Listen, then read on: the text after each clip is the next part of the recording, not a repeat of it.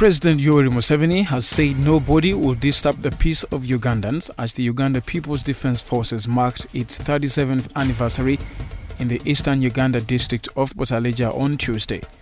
Nearly 4 decades ago, he led a group of young fighters of the National Resistance Army in an attack on Kabamba military barracks in Mubende on February 6, 1981.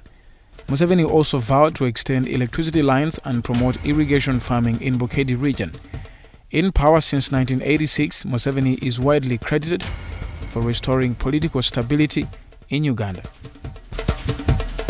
Kenya has deported fiery NASA politician Miguna to Canada after being arrested for helping administer an oath for opposition leader Raila Odinga. Miguna's lawyer said his client was put on a KLM flight bound for Canada on Tuesday night. It's not clear what law the government used to eject him from Kenya, as the constitution guarantees him citizenship since he's Kenyan by birth.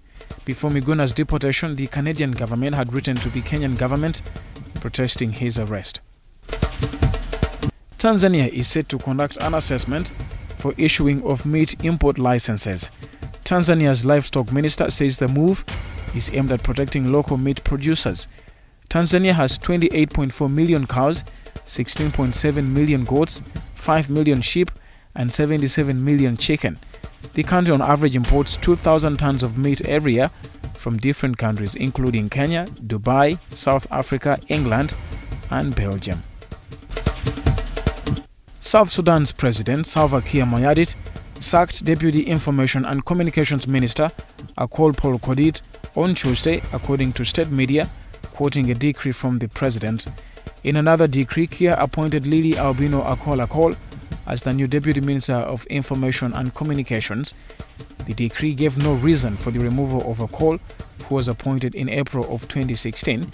Akol's sacking coincided with a letter he allegedly wrote to the Information Minister, Michael Makwei, alleging mismanagement and corruption in the Information Ministry. Rwanda is mooting making the sport of golf its new tourism frontier. In a meeting with the private sector, the government unveiled its vision to market the sport as a core tourism product. The country's only golf facility, the Kigali Golf Club, is the youngest in East Africa and one of the youngest in the world. Presently, the golf tourism market is estimated to be worth $100 billion. Of this, however, Africa only receives 3%. The UN Refugee Agency has launched a funding appeal for $391 million to support some 430,000 Burundian refugees during 2018. The appeal will be presented to donors in Geneva. Since 2015, more than 400,000 refugees and asylum seekers have fled the country, escaping human rights abuses, continued political uncertainty, and the related humanitarian crisis. Tanzania is hosting the largest number of Burundians, with 254,000 refugees, while 89,000 are in Rwanda, with another 44,000 in the DRC and some 40,000 in Uganda. Smaller refugee numbers have also fled to Kenya, Zambia, Mozambique, Malawi, and South Africa.